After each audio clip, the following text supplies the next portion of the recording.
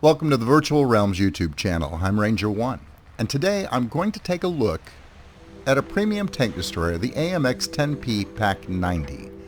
It's a Tier 4 tank destroyer in Wolfley's lineup, and I think the best way to do this, at least as far as looking at its stats is concerned, is to compare it with its closest competitor in Shishkin's line, the Zhalo-S, which is also Tier 4, and well, it's interesting to note, we might as well take a second and look at that. We look in the dealer trees, there's Wolfley. She loves tank destroyers.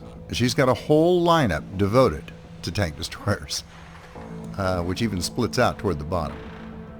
And even in the premium lineup, we've got two to choose from. However, Shishkin doesn't mess around with sniping and subtle things like that. He doesn't have a line devoted to tank destroyers at all.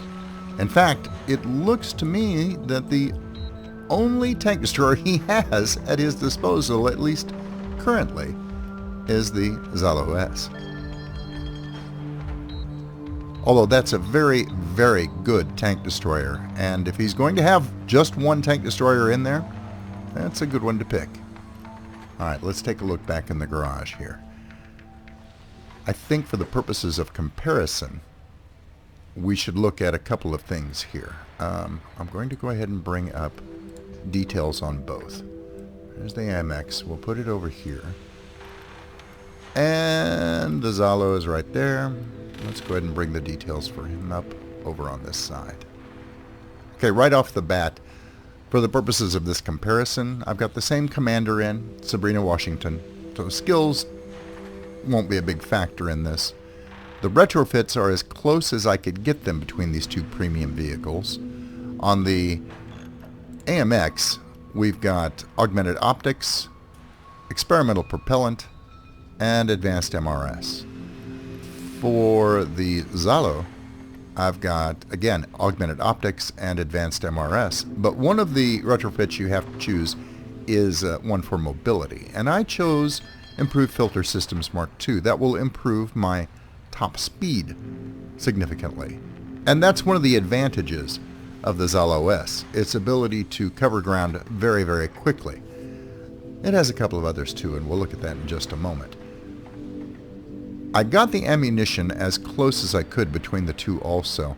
The gun is different, which makes that a little bit difficult.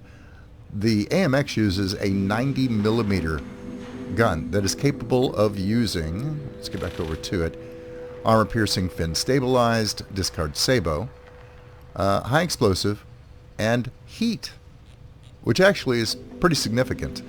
The Zhalo has an 85mm gun, so it's a smaller caliber to begin with. It does have a very nice high-velocity armor-piercing round and a standard high explosive shell, but it lacks the heat ammunition. So that's going to be a bit of a telling point in a comparison between these two tanks. The AMX is obviously French, and the Zhalo is of Russian design. The only other real difference here to note, the Zhalo was an experimental vehicle, and it never saw production, while the AMX is still in use today. Alright, for the raw numbers, for those of you that are really into this, the damage and penetration definitely goes to the AMX. It has an advantage here with its 90mm gun and its ammunition selection. Damage is 302 versus 257. And that's a fairly significant chunk. Penetration is better too, at 235 versus 213. And the damage per minute is significantly better at 3,702 versus 3,084. So when it comes to raw firepower and punching through armor, the AMX does have an advantage. And I have run the Zhalo pretty extensively, and I like it as a tank destroyer, but that's one thing that I did notice. It had a little difficulty sometime. Even when it could penetrate, and it could penetrate pretty reliably, as long as you picked your shots, it had a little bit of trouble actually getting the finishing blow because it just doesn't do a huge amount of damage per shot. On the AMX, it's a little easier to finish off your target. Hit points are very similar between the two, with a slight edge going to the AMX at 1,000 hit points versus 950. Armor, again, the advantage goes to the AMX with 48, 15, and 15 versus 10, 8, and 8. The turrets are very similar, but again, the edge goes to the AMX-10P with 15, 12, and 10 versus 10, 8, and 8. The turrets are steel on both vehicles, but the AMX has a military aluminum hull, which gives it a little bit better hull modifier. Maximum speed. Now here the advantage swings the other way. The AMX is pretty quick at 64, almost 65 kilometers per hour. But the top speed on the AMX is, or on the Zhalo, is 86 kilometers per hour. And that can be important when you're trying to position yourself on the battlefield. It covers ground a lot faster, so you can get to those positions that you want to be in with much less risk of being spotted, and perhaps more importantly, can leave those positions even faster. As far as acceleration goes, the AMX actually does a pretty good job in that department. It's a little bit quicker at 37.7 or 3.75 versus 4.40. So it gets up to speed a little bit faster. And I could have gone with a retrofit that would have improved it on the Zhalo, but I really wanted to extend its top speed as much as I could. One other thing to note when it comes to mobility and speed: the AMX has the advantage of being a tracked vehicle, and it can pivot in place, which can be handy if you don't want to break cover, but you want to reposition yourself so the front of your vehicle is facing the opponent in case you get spotted. It can do so. The Zhalo has to move to turn, being a wheeled vehicle. On the other hand, when you are moving, the Zhalo is a fairly nimble little beast. At speed, it can turn fairly sharply, while the AMX is a bit sluggish in the turn and has to take kind of a wide, sweeping approach to these things. And it's very easy to swing a little wider than you intend to and get hung up on something. So there's a bit of a trade-off between the two vehicles as far as that is concerned. One other thing to note: the turret placement on these two tanks is fairly significant. The Zhalo, and this is one other thing that I had a little bit of a problem with on this vehicle, the Zhalo's turret is centrally mounted on a very long hull. This means that when you need to play peekaboo, because you have been spotted, but you have some hard cover to work with, you have to expose fully half your vehicle, or perhaps a little bit more than half, to take a shot. The AMX turret, on the other hand, is mounted at the rear of the vehicle. This means you can back out from cover, pop off a shot while exposing very little of your vehicle to incoming fire. That can be critical. Now, ideally, you wouldn't have gotten spotted to begin with, but as we all know, sometimes the best laid plans just don't work out. So that's something to keep in mind when you make a choice between these two vehicles. Vision range and camouflage. As far as camouflage goes, the Zhalo has a distinct advantage. The higher the better here, and it has a camouflage value of 0.39. The AMX only has a camouflage value of 0.28. Vision range, again, the Zhalo has a marked advantage over the AMX. 471 for the AMX, 502 for the Zhalo. So when it comes to being stealthy and spotting your enemy before they spot you, the Zhalo has the advantage. Cannon depression, AMX has a bit of an advantage. It's got really good gun depression to the front and rear at -8 and -6 to the sides, while the Zhalo suffers in this regard. It's only got a -5 cannon depression, and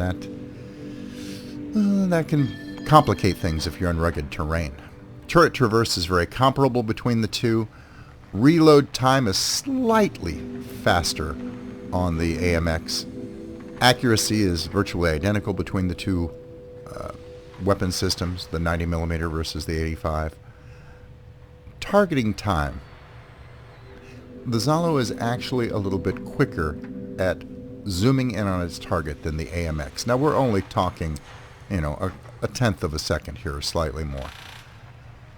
It can make a bit of a difference. You need to keep in mind that with a tank destroyer, targeting in completely before you fire that shot is very, very important. You get a nice damage bonus if you wait until you're fully aimed before you fire.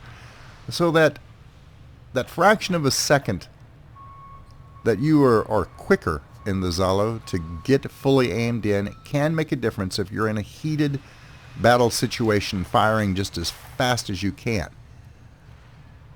But again, it's just a little over a tenth of a second, so it's not a huge difference between the two tanks.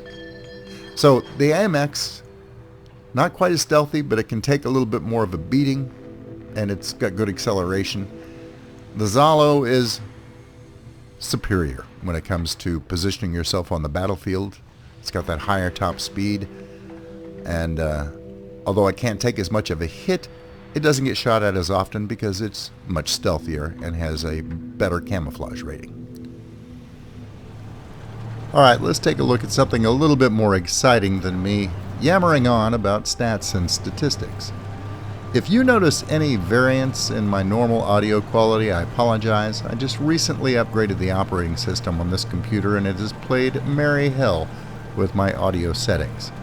So again, I apologize for that. I'll have to tweak it as time allows. Now, I have found that when I'm running the AMX-10P PAC 90, I tend to play a bit more aggressively than I do in the Zhalo. And, well, you wouldn't think that would be the case. I mean, it does have less view range, but not a lot less. And its camo factor isn't as good, but it's not, well, it is significantly worse. I probably wouldn't notice this so much if I'd played the AMX first. Let me snap off a shot here. They got lucky. But I did not. I played the Zhalo first, and I think it kind of spoiled me with its excellent camo value and its excellent view range. So when I was playing the AMX, I found myself having less and less luck sitting back, excuse me sir, let me get out of the way, sitting back and playing as a typical tank destroyer would, from cover, and at as much distance as possible. And instead, I found I had more success in subsequent matches when I would get a little bit more up close and personal with my targets. It just seemed to work out better, and I was getting a lot more action that way. Your mileage may vary on that. As I said, I got really used to one that excels at sitting back and sniping from range, so I can't complain about this though. That was actually a pretty good and very hard-hitting shot. I should have switched over to heat ammunition, or at least HE, to take that shot, but I didn't have time. And I was playing around with a lot of options at this point. I decided I was going to go ahead and play very aggressively this round, and I wanted to see what the different ammunition types did versus various targets. Every vehicle and every gun is a little bit different, and it pays to experiment a little bit when you first start running the vehicle. Then you can see the mistakes that I make as well as the good decisions that I make in this replay. I'm going to go ahead and leave the armor-piercing, fin-stabilized discard Sabo ammunition in, but I'm going to get overly aggressive here. I took a hit there coming over the top, and I decide I can't stay at the crest of the ridge, and I go down actively pursuing this main battle tank, which was probably a bad idea. Granted, it is a Leopard, but he tears me up very, very quickly. I do manage to take him out with a hard hit directly beneath his glacis there in front. And it punched on through. It did fine. I just got a little lucky there. And now I have very little health to work with. And it's going to have to last me until the end of the match, or as close to it as I can get. So I've handicapped myself right off the bat. Fortunately, this tank destroyer's mobility hasn't been impacted a great deal, so I at least have that. I'm going to try and stay beneath cover as much as I can. I've got 2 layers of concealment between myself and the enemy tanks, and there's a slight hill there as well, but I'm pretty sure that they're going to come around it one way or the other very, very soon. Now, as soon as that Sheridan moved from his position behind the hill, I was spotted. And that's unfortunate. I'm not going to say that that wouldn't have happened in the Zhalo. It might have. But it definitely happened in the AMX. As soon as I poke my nose out, he spots me. Of course, the Sheridan's good at spotting enemy vehicles, but, well, it's just making life a little bit difficult for me right now. I'm trying to use the wall and what cover I have to protect myself, but he's going to kill me if I stay at that corner position any longer than it takes to pop off a single shot. Right now, this wall is slim protection. He can fire through it. Although, if memory serves, the Sheridan primarily has heat and high explosive ammunition, and it probably would impact on the surface of that wall without punching through, but still, it would only take him a second to reload and finish me off. Right now, I'm facing down this starship, and I'm expecting to die at any moment, but I managed to slap in two very quick and very hard shots with the discard Sabo ammunition and polish him off. I don't think I could have done that in the Zhalo.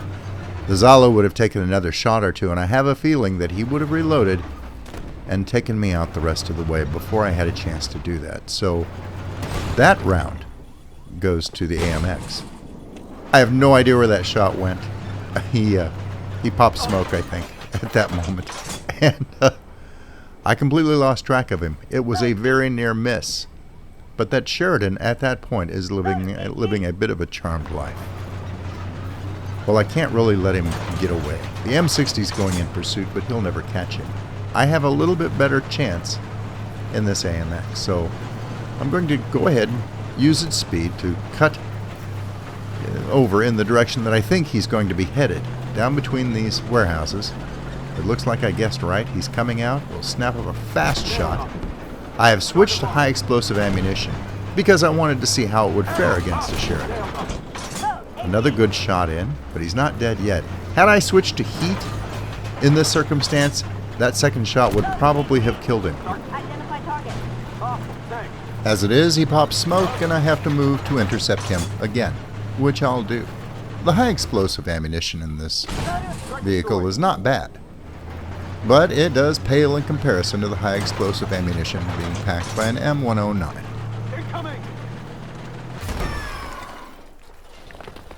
Yes, artillery is the bane of tank destroyer drivers everywhere, no matter what you're in. And while the armor on the AMX is a bit beefier than the Zhalo, it was nowhere near strong enough to protect me from the M109's incoming fire. Although it did a fair job of deflecting at least one hit from the Sheridan.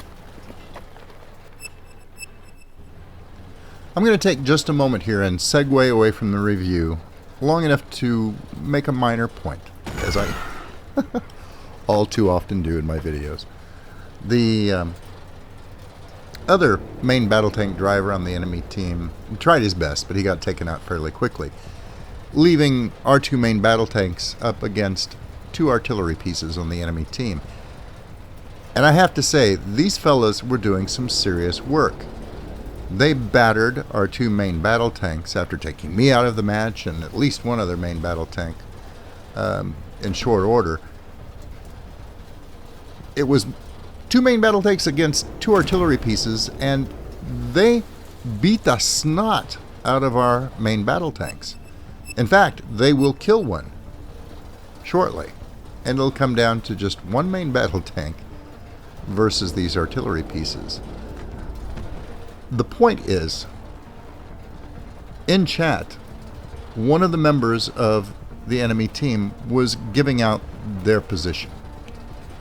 And finally, I had to ask him to stop, and other members of the team on my side were getting a bit upset about it. And he didn't understand at first. I mean, it's kind of understandable. He had seen other people, give away the position of tanks toward the end of a match to get it over with. But as we pointed out, he was overlooking the fact that in a case where, at the end of a match, if somebody is AFK, or if they're just running and hiding and trying to draw the match out to no end, then yeah, I can kind of see giving away their position just to get it over with. Nobody enjoys it when somebody purposefully just runs and runs and runs and goes and hides in a corner with no hope of actually winning the match, or at least making no attempt to do so. But these two artillery drivers were fighting like hell to pull off this match, and they very nearly did so. And he got it. It took him a minute, but he immediately apologized and stopped doing that. And it's something that I'd like to see in other matches too. If your last remaining teammates, even if they don't have a very good chance, but they're giving it their best, cut them some slack. Show them some respect. Don't give away their positions to the enemy team. And if you're on the enemy team, tell them to stop. Because it's no fun winning a match that way if the enemy team is giving you the locations of their teammates.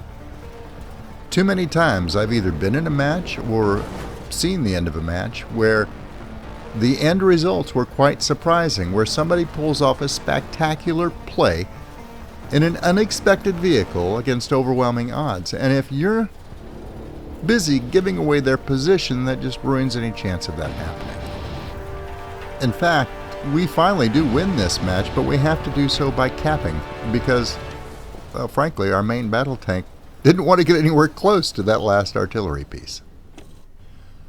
So to sum up, if you're trying to make a decision about buying a Tier 4 tank destroyer and you're torn between the AMX and the Zhalo, well, I'm not going to tell you which one that I would suggest you go for. It all depends on your chosen playstyle. Whether you want to be a little bit more aggressive and work at closer range with a bigger gun, or if you like to stay well back and snipe, and you don't mind putting in a few extra shots here and there to get the job done. Either way, both of them are very good at what they do, even if they go about it in slightly different ways. Well, that's all I have for you this time around. I hope you found this little review helpful in some way, especially if you're about to make a buying decision on a premium tank. Until I see you guys again, good hunting. Thanks for watching. I hope you were entertained. If you liked the video, please remember to subscribe. And if you're already a subscriber, thank you. And I'll see you next time.